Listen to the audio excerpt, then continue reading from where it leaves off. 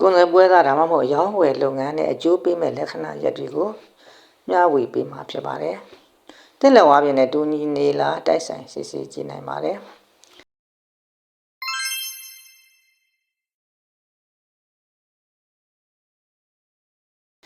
လက်တန်းချရင်ကနေရာကိုဗိုလ်ရဦးဂျူကုံလို့ခေါ်ပါတယ်။ဗိုလ်ရဦးဂျူကုံကဖောင်းကြွပြီးတော့အသားရည်ပြည့်ဖြိုးနေမယ်ဆိုရင်စကားပြောကောင်းမွန်ခြင်း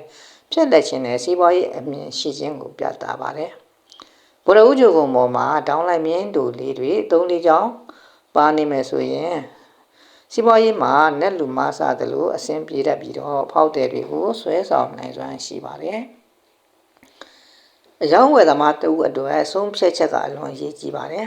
။ဦးကောင်းလမ်းကြောင်းကပြတ်တောက်မှုမရှိဘဲနဲ့ရှင်းလင်းနေမယ်ဆိုရင်လက်တွေ့ကြကြဆုံးဖြတ်နိုင်စွမ်းရှိပါတယ်။ဦးကောင်းလမ်းကြောင်းအဆုံးမှာ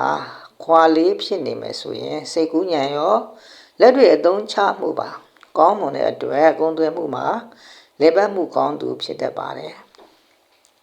။ကံလန်းကြောင့်လက်ကလေးကိုတက်တဲ့မြင်းဟာ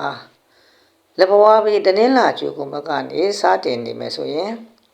လူထုနဲ့ဆက်ဆံရတဲ့လုပ်ငန်းတွေအယောင်းအဝယ်လုပ်ငန်းတွေမှာသူတစ်ပါးအကူအညီနဲ့အောင်မြင်တတ်ပါတယ်။လက်တန်းထိတ်ဟာလက်တကြွယ်ရဲ့အပေါ်ဆုံးအဆင့်မြင့်ထက်ကျော်လွန်နေမယ်ဆိုရင်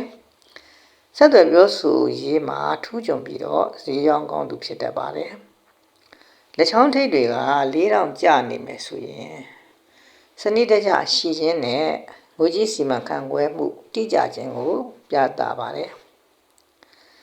တက်လက်ဝါးပြင်မှာယခုဖော်ပြခဲ့တဲ့လက္ခဏာတွေနဲ့တူညီနေမယ်ဆိုရင်တင်အားကုန်တဲ့လုပ်ငန်းအယောင်းဝယ်လုပ်ငန်းတွေနဲ့အောင်မြင်မှုရရှိနိုင်ပါတယ်။ယခုလိုလက္ခဏာဆိုင်ရာအကြောင်းအရာတွေကိုဘ ഹു တုတအဖြစ်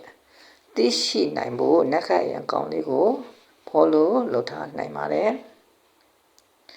အားလုံးအဆင်ပြေကြပါစေ